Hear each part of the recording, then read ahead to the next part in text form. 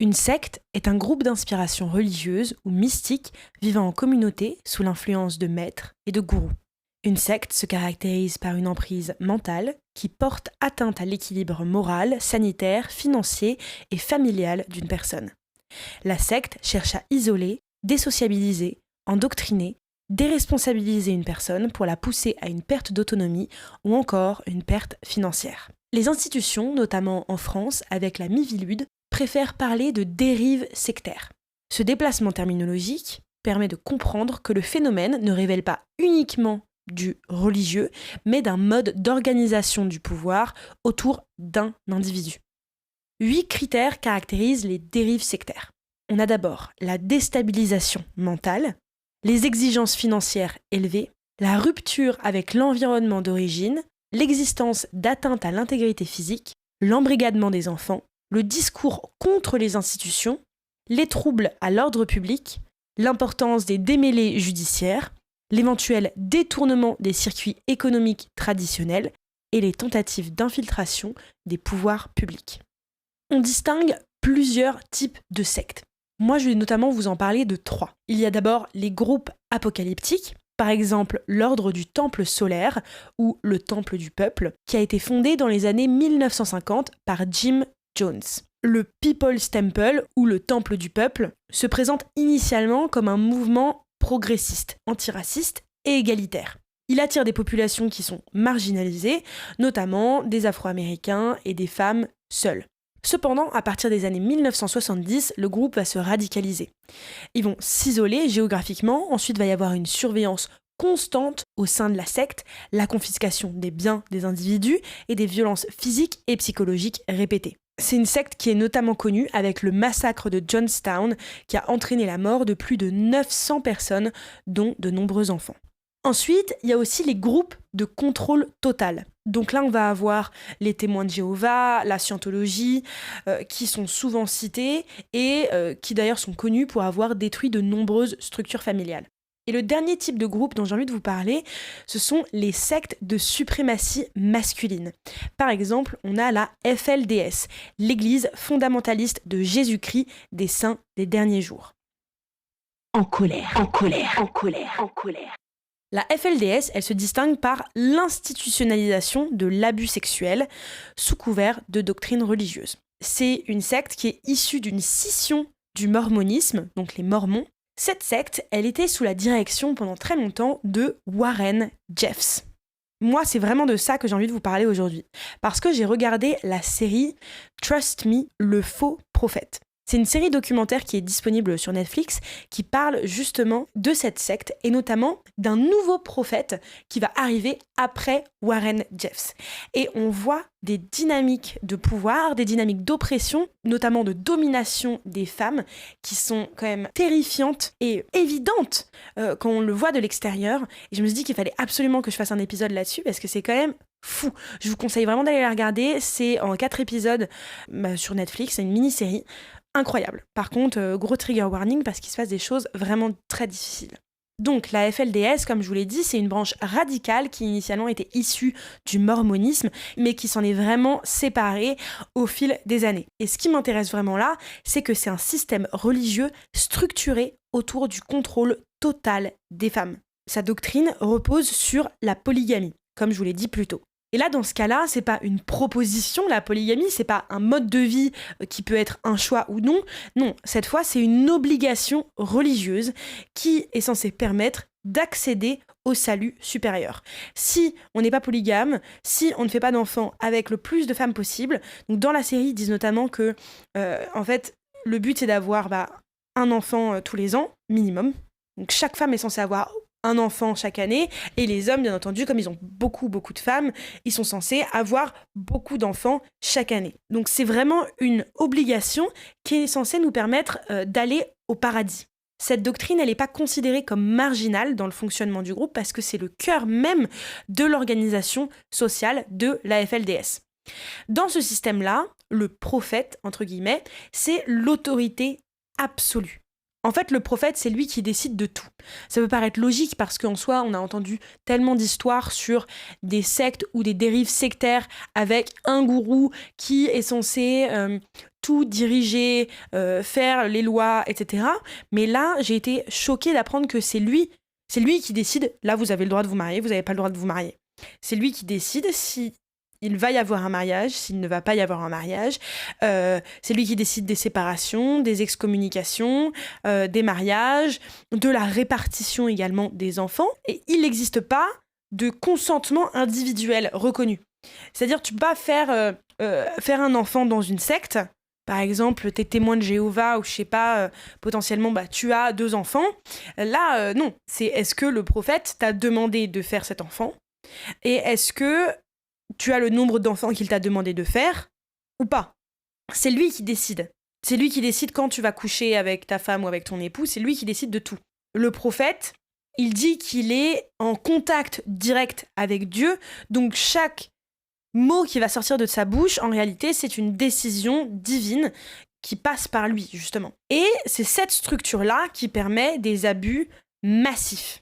Ils se sont isolés aussi dans des zones reculées, comme Short Creek, à la frontière de l'Utah et de l'Arizona. Donc ça, c'est aux États-Unis. Et donc, en fait, le fait d'être aussi reculé géographiquement, ça fait qu'ils ont très peu d'interaction avec le monde réel et que donc la loi de Dieu, elle peut être interprétée par un seul homme et que ça prime sur la loi du pays. Ça prime sur la loi des États-Unis, ça prime sur la loi de tout. C'est-à-dire que ce que dit le prophète, c'est beaucoup plus important que le président, le pape, que sais-je. Et le personnage central dans la FLDS, initialement, c'est Warren Jeffs, comme je vous l'ai déjà dit. C'est lui qui a succédé à son père en 2002, et ensuite il s'est auto-proclamé prophète. Comment il a fait ? Eh bien, il a dit, voilà, mon papa, Daron Jeffs, là, c'était le prophète en lien avec Dieu, et maintenant qu'il est mort, eh bien, en fait, il parle à travers moi. Mon corps est l'outil du réel prophète, qui lui-même est avec Dieu, et donc je suis le nouveau prophète. Et globalement, c'est un petit peu comme ça que ça va se répéter par la suite, parce que moi, je vais aussi vous parler d'un autre prophète qui est venu après Warren Jeffs, et qui a dit globalement la même chose. À ce moment-là, Warren Jeffs, c'est la voix de Dieu sur Terre. Voilà. Dans la quasi-totalité des sectes, ou des groupes à dérive sectaire, le leader, le gourou, le prophète, eh bien, c'est un homme. Voilà.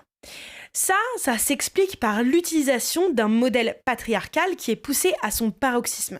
Et c'est ça que je trouve hyper intéressant, c'est que la secte ne crée pas cette notion d'abus, cette notion d'exploitation. Voilà, ces jeux de pouvoir qui impliquent que les femmes vont être utilisées pour leur corps, pour leur capacité à porter des enfants. Justement, cette dynamique extrêmement dominatrice, elle n'est pas créée par la secte. C'est un modèle qui est déjà existant dans la société. On ne crée pas un nouveau modèle en réalité.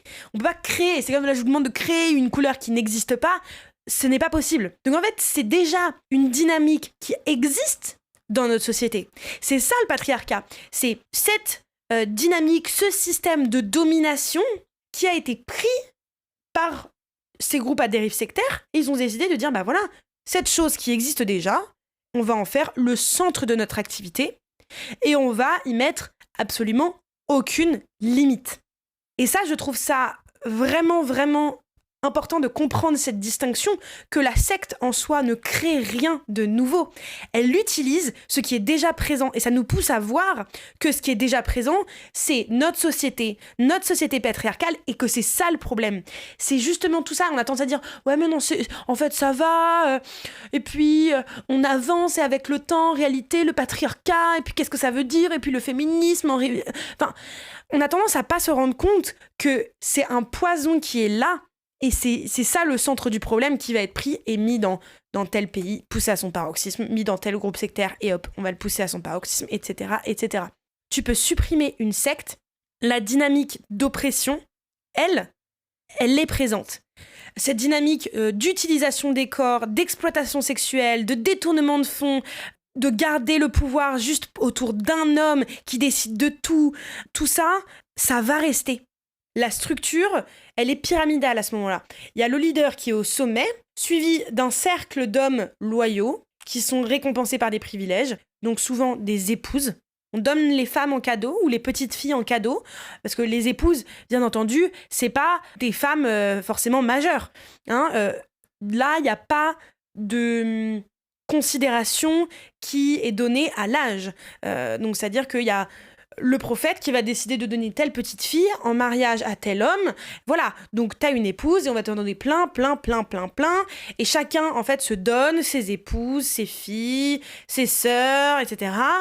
pour continuer à avoir ce cercle qui va être entretenu. Les femmes n'ont pas d'identité propre, n'ont pas d'individualité, n'ont aucun avis à donner, elles doivent se soumettre. C'est ça qu'on leur apprend et c'est ça aussi qui est expliqué dans cette série documentaire-là. Les jeunes femmes de la secte elles-mêmes savent que c'est leur rôle. Leur rôle, c'est d'appartenir aux hommes et de se soumettre. Parce que ce serait la bonne volonté de Dieu. Donc voilà, je vous disais, il y a ce système pyramidal avec le leader, ensuite, un cercle d'hommes loyaux. Et à la base, on a les femmes et les enfants qui constituent la main-d'œuvre. Voilà. C'est le capital biologique du groupe. C'est ce qui permet d'entretenir le groupe, d'entretenir le nombre. Les femmes et les enfants ne sont là que pour permettre de créer de nouveaux partisans, de créer de nouvelles personnes présentes dans la secte pour servir les hommes et le leader. Parce que les personnes qui sont récompensées, les personnes qui ont du pouvoir, les personnes qui vont fleurir, entre guillemets, ce ne sont pas les femmes. Voilà, les femmes, c'est, entre guillemets, les esclaves qui sont là pour permettre de faire fonctionner toute cette structure dont vont bénéficier les hommes. Et comme je vous l'ai dit, ça, ce n'est pas un système qui a été créé par cette secte. C'est exactement ce qu'on a dans la société actuelle. Vous ouvrez les yeux, en réalité, c'est la même chose, c'est juste poussé à un degré qui paraît plus élevé. Mais en réalité, actuellement, on a un leader qui est au sommet, des hommes qui vont être généralement récompensés, qui vont avoir accès à des positions élevées, avoir du pouvoir aussi, et en bas, on a les femmes et les enfants, qui constituent le capital humain, le capital biologique. On va nous demander de réarmer démographiquement la France. Concrètement, c'est ça. Dans la FLDS, l'éducation des filles, elle est entièrement tournée vers la soumission. Et elles l'admettent elles-mêmes. La règle d'or, c'est le keep sweet. Donc une injonction à rester gentille, rester souriante, rester calme, obéissante. Ça vous rappelle quelque chose, hein? C'est pas quelque chose qu'on nous apprend aussi à nous? Encore une fois, il ne crée rien. Mais bon, peu importe la douleur ou l'injustice qu'elles vont subir dans leur vie, parce qu'elles vont en subir, il faut qu'elles keep sweet, donc qu'elles restent gentilles. Une femme qui exprime d'ailleurs une émotion négative ou qui a des pensées négatives, elle est perçue comme possédée par un mauvais esprit. Et en fait, si tu as des pensées négatives, ça veut dire que c'est la direction pour aller en enfer. Et c'est ce que le prophète leur dit, toute pensée négative, c'est ça qui va vous emmener en enfer.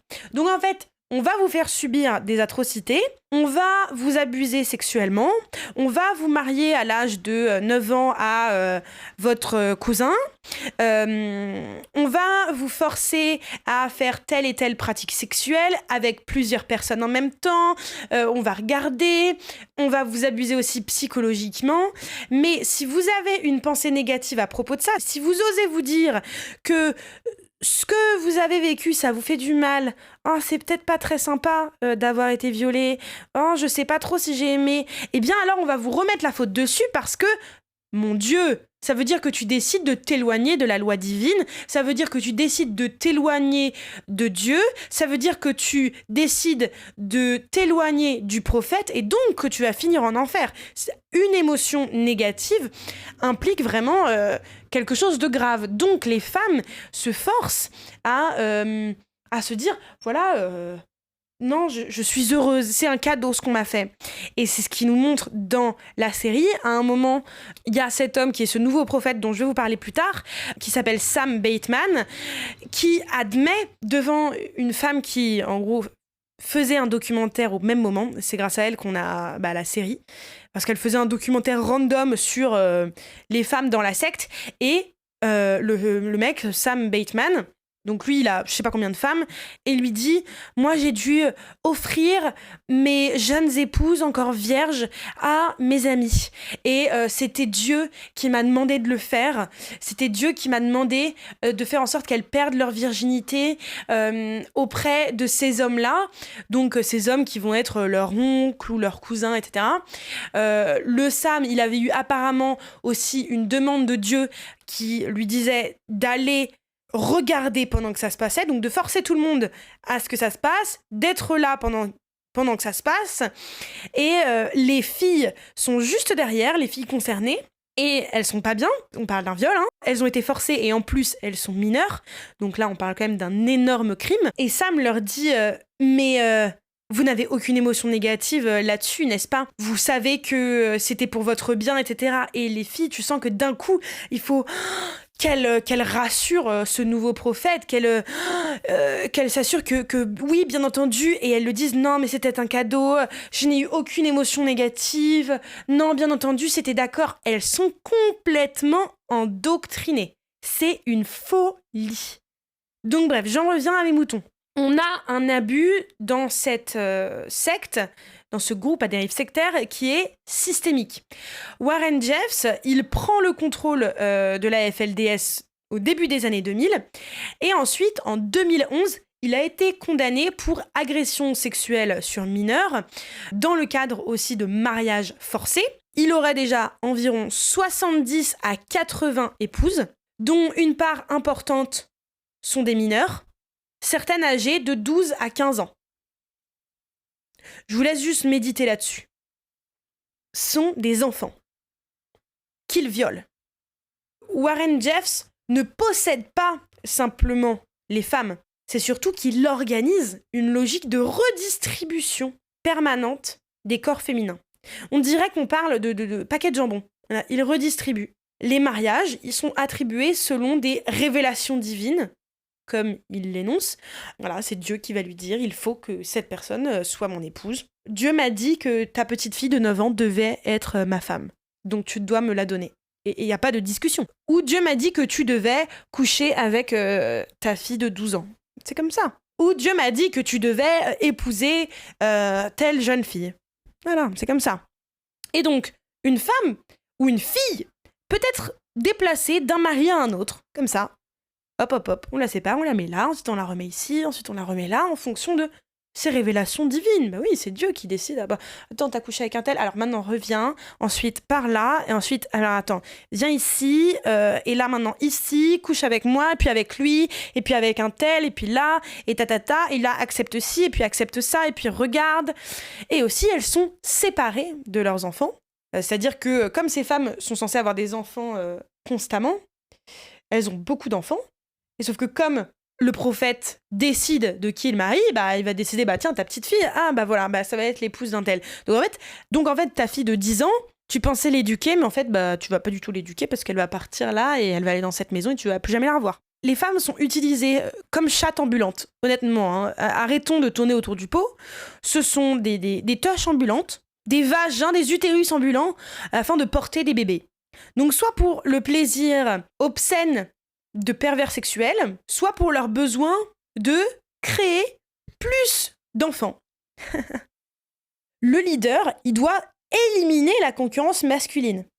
Et c'est là que vient le phénomène des Lost Boys, donc les garçons perdus.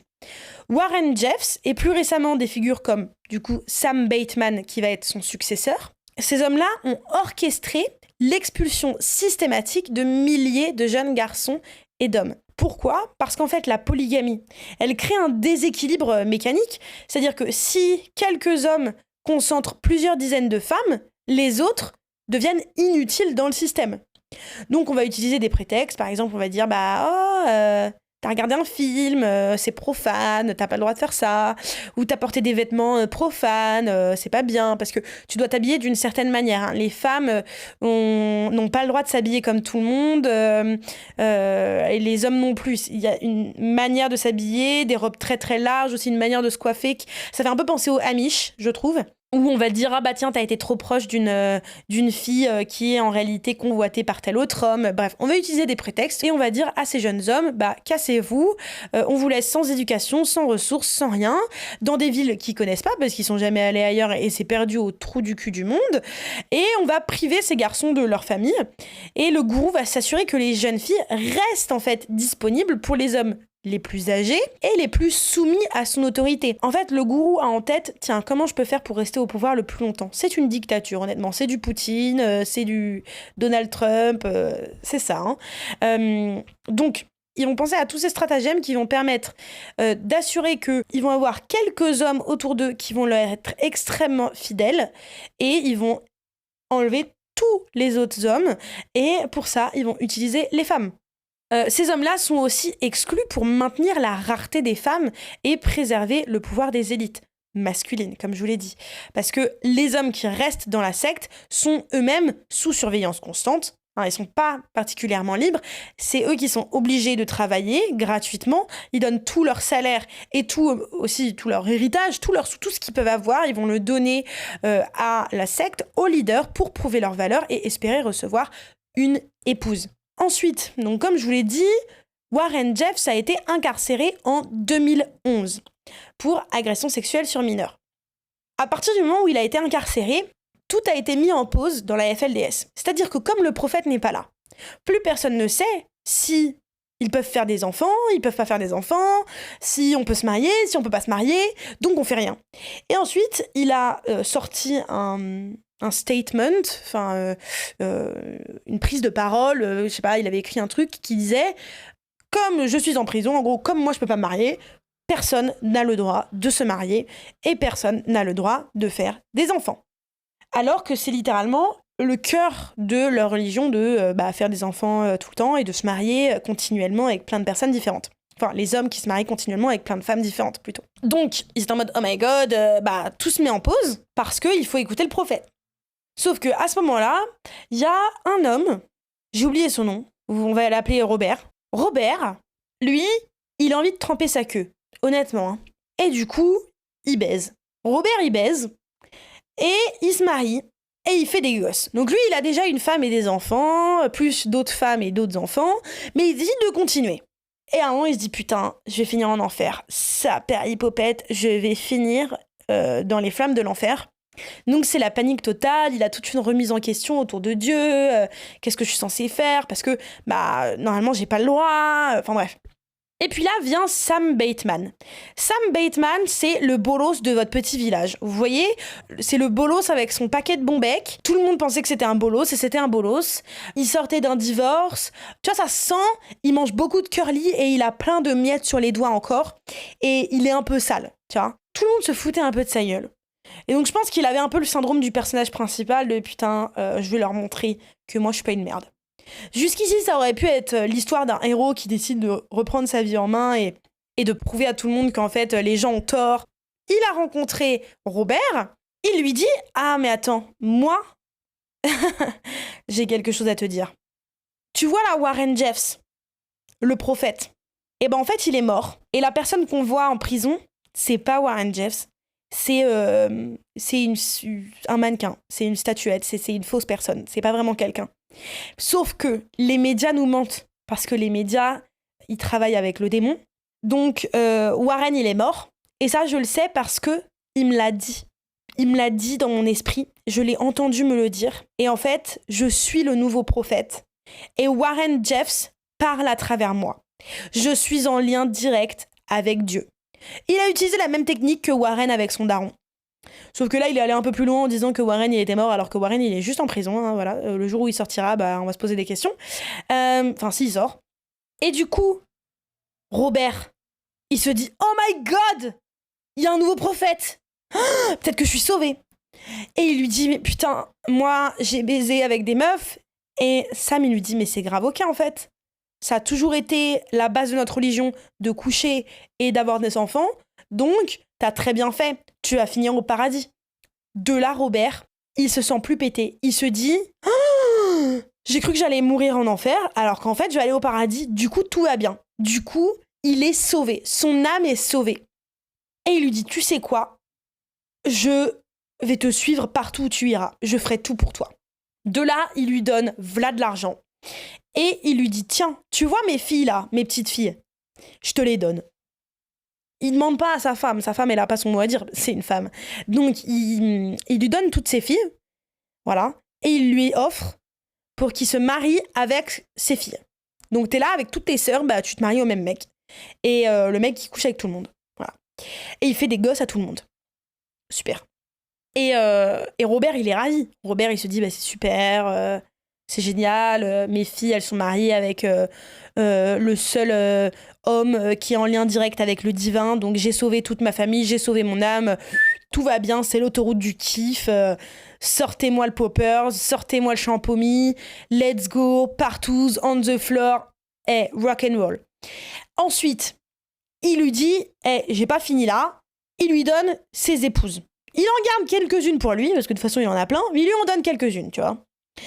De là, Sam, il est trop saucé. Parce qu'il a, je sais pas combien de femmes, genre plusieurs, je sais pas s'il y en a 20 déjà, ou bref. Il baisse partout, et lui, il se dit, mais attends, mais c'est génial aussi, c'est l'autoroute du kiff.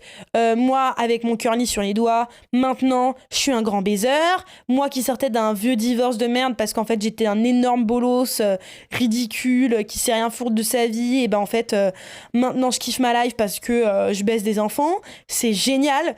Et puis ensuite, tout le monde pense que je suis la personne qui est en lien direct avec Dieu. Donc il est trop saucé, tu vois, d'un coup, il sent le pouvoir, comme ça, l'ego qui est hyper flatté. Toutes ces femmes ne voulaient pas se marier avec lui, hein, bien entendu. Hein. Elles ont été forcées de le faire. Sauf qu'une fois qu'elles sont forcées, et que comme leur religion leur dit de ne rien remettre en question et de ne pas avoir de pensée négative, et ben elles se convainquent, que tout est parfait, qu'elles ont été sauvées, que elles sont mariées à la personne sur Terre qui est en lien avec Dieu. Donc en fait, elles font partie d'une grande phase de l'histoire, d'un événement historique, qu'elles ont été élues.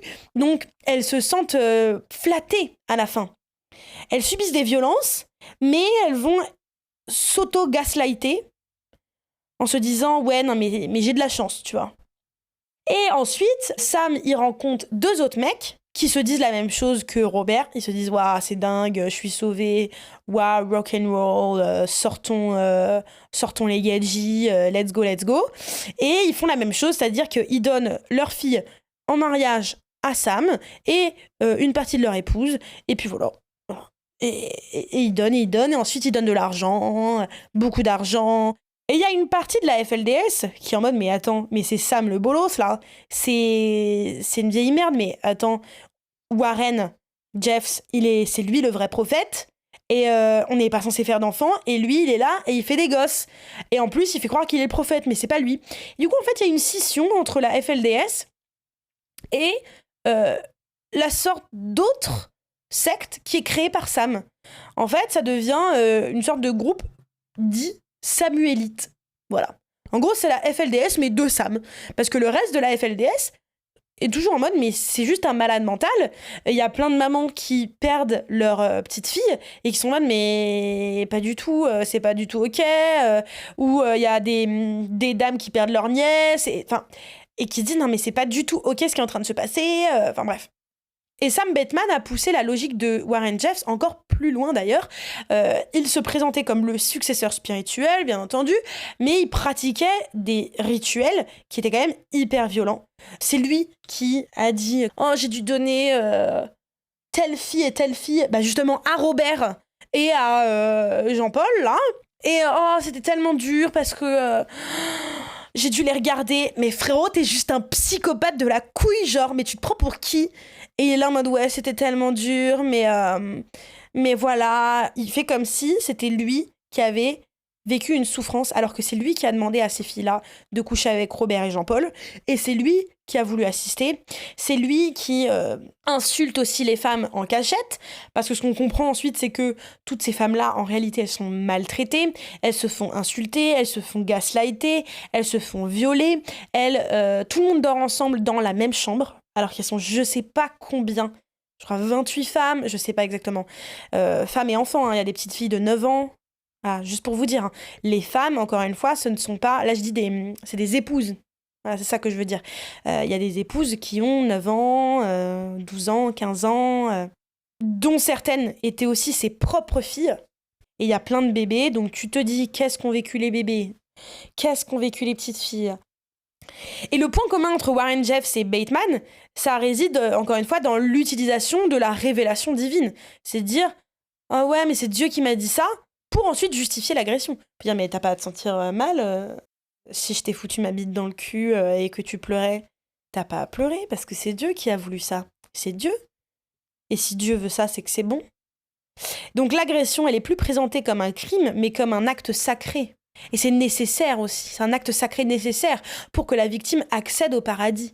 Tu dois être violé pour être libéré. Tu dois être baisé par ton père pour être libéré. Tu dois être insulté de grosses chiennes tous les jours par le prophète pour être libéré. C'est l'ultime forme de manipulation psychologique quand même. Faire croire à la victime que son calvaire, c'est sa seule chance de salut. C'est une chance. T'as la chance d'être violé par moi. C'est fou quand même. L'évolution la plus inquiétante des sectes actuellement, c'est, je trouve, la surveillance, la capacité de ces groupes aussi à se transformer un peu en entreprise, parce que ça rend encore plus difficile le fait de les distinguer. Les femmes sont plus seulement des mères aussi, elles deviennent une main-d'œuvre gratuite et invisible, qui permet à la secte de bâtir des empires financiers. La domination, elle est donc totale sur les femmes, elle est physique par l'agression, elle est psychologique par la doctrine du silence et elle est économique par la dépossession de tout bien propre. Les femmes n'ont plus rien.